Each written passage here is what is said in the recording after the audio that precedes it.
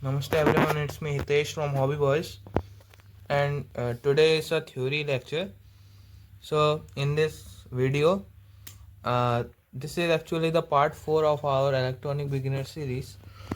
So, in this video, I'm going to give you some knowledge about the basic terms that we use in our life, like in electronics.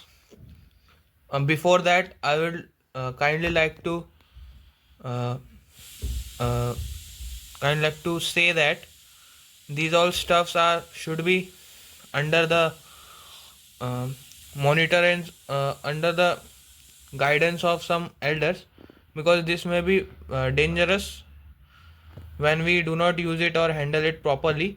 So this is kind of disclaimer.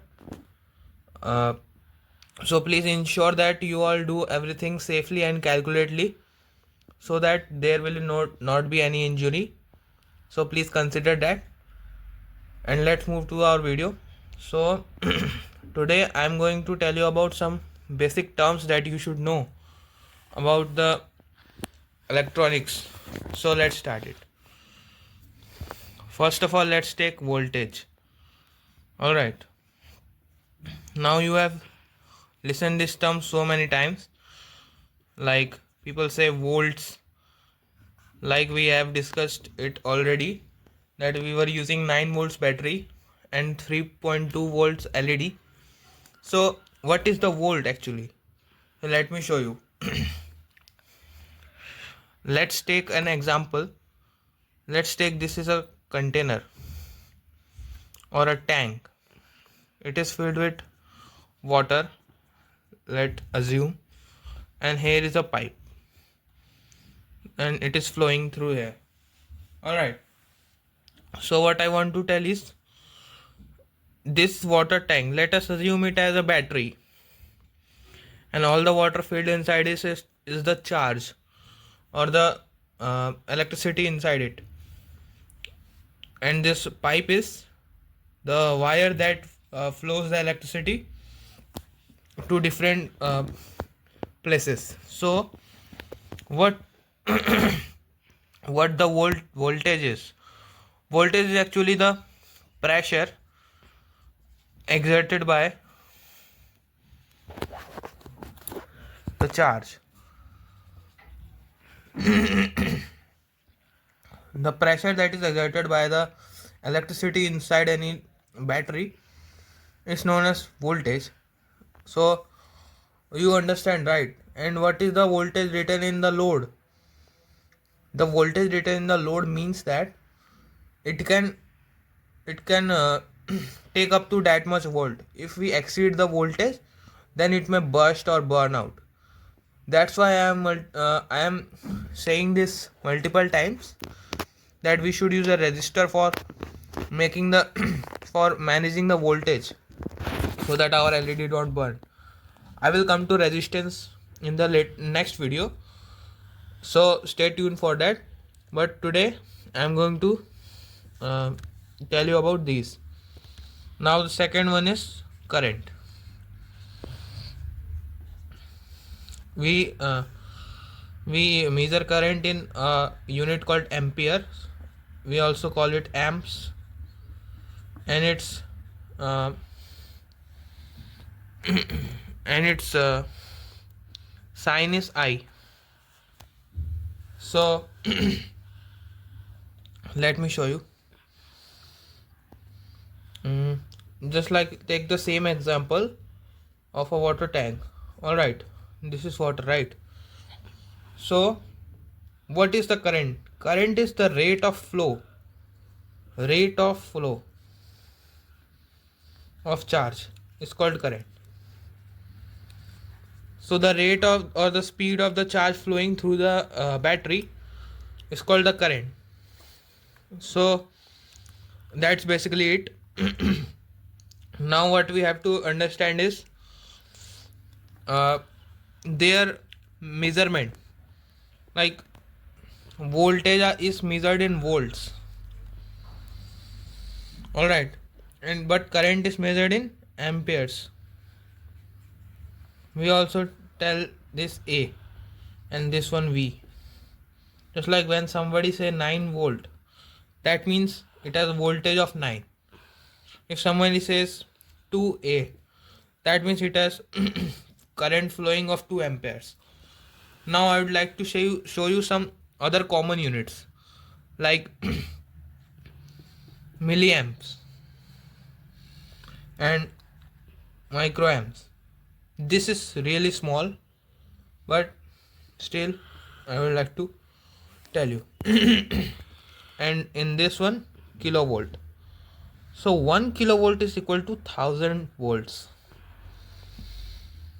1 milliamps is equal to 1 by 1000 amperes.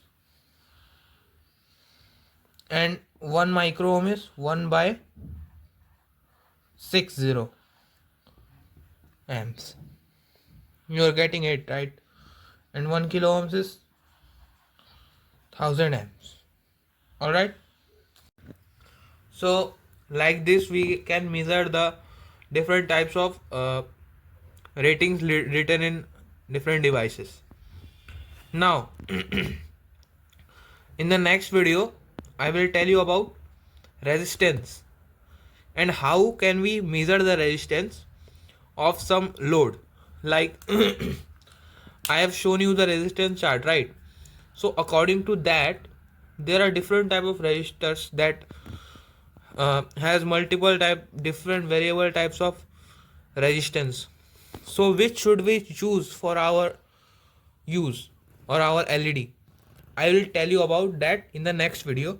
So please be tuned and please understand. I hope I have explained it well to you so that you can understand it very easily. I would like to show you this once again. So you understand, right? The pressure exerted by the charge is called voltage. The rate of flow of charge is called current. And these are the units that are commonly used for measuring these. And I will write the name as well. This is called milliamps.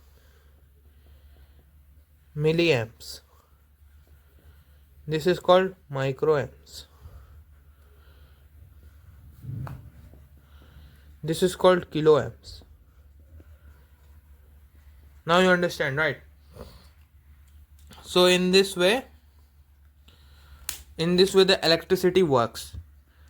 I would like to extend it more for giving you information about this. Like take a battery. This is a battery, right? Let's take this. This is a battery and this is the circuit. If we complete the circuit, then what happens? Why does the electricity flow? Because the electrons or the charge inside it just goes through this, and look at it, the battery has two sides.